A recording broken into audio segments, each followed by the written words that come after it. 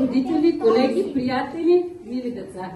Днес се събира едно специално събитие – откриването на нашия нов, цветен и вдъхновяващ Лего кабинет. Поставяме началото не просто на едно ново помещение в детска градина Ален-Мак, а на място за идеи, мечти и въображения. Място, където всяко дете може да се превърне в архитект, строител, инженер, художник или може би откривател. Знаем, че децата учат най-добре, когато играят и творят, а Лего е точно това.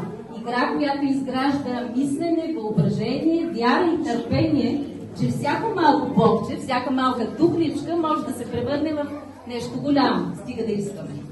Сега обаче искам да благодаря на хората, които помогнаха този проект да се реализира. Ще започна с учителите, които с любов и всеотдайност работят всеки ден.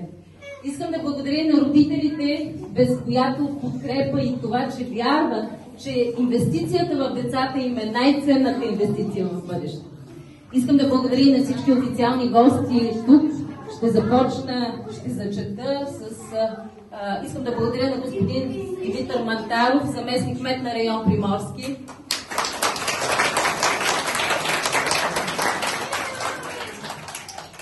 Госпожа Розета Заркова от Регионално управление на образованието Варна. Госпожа Христина Балушева, също от Регионално управление на образованието Варна. Госпожа Евелина Кръстева от община Варна.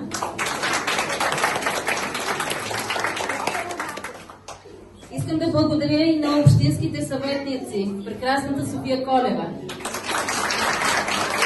господин Антон Апостолов,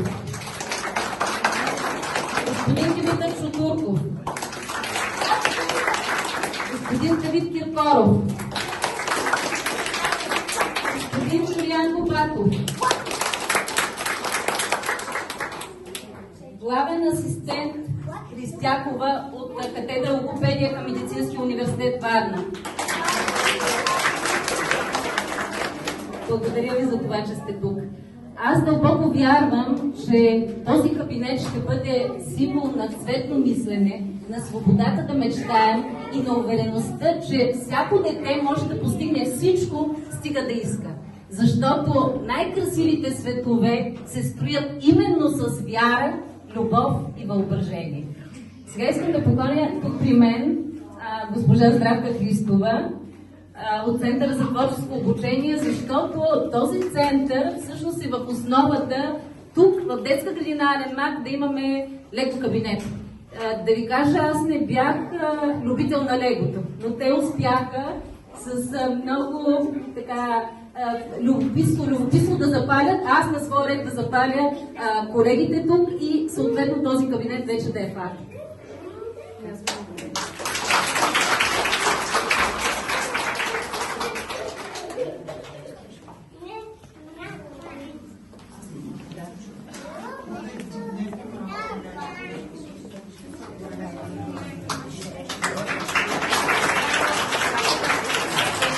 Гордост и радост обявявам новия кабинет за открит. Заповядайте да го видим заедно.